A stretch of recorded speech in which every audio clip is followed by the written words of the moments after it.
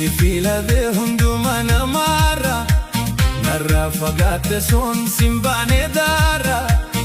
sirganan malto hafenara sirganan amalto hafenara ani si fila de hunduma namara narra fagate son simbane dara sirganan malto hafenara sirganan amalto hafenara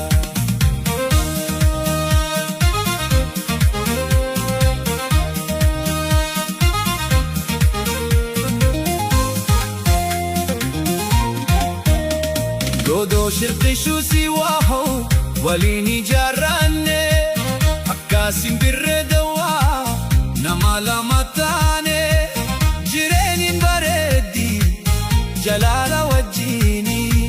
siful durataye atis nabirani tabanna wolini tafanna wolini asoina wolini Ansi malena manqabu osoma beku garanke osoma beku garanke osoma beku garanke sababa gurte hamate bade sinkate qalbinke osoma beku garanke yo figi sinjadan figda murannu qabdu kesike osoma beku garanke malira arga tulata manake dige warike osoma beku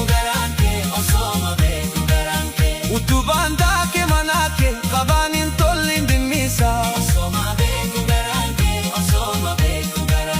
gafuma sififte gabi aragu yandi mimisa osoma beku garanke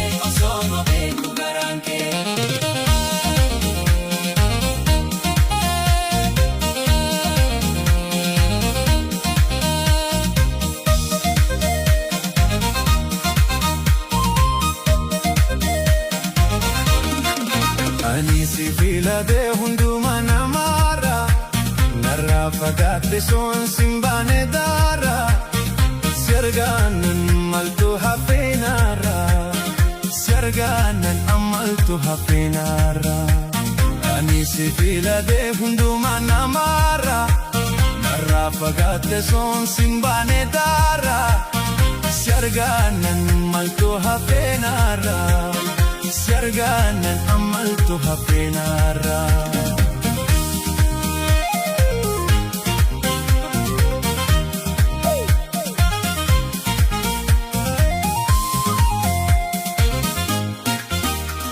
Godo shiqi shu siwaho walini jarranne abkasim birre dawa namala matane jirenin baredi jalala wajini siful durataye atis nabirani tabanna wolini asoina wolini Ansi malena manqabu osoma beku garanke sababa gurte hamate bade sinkate qalbinke osoma beku garanke yo figi sinjadan figda muranno qabdu kesike osoma beku garanke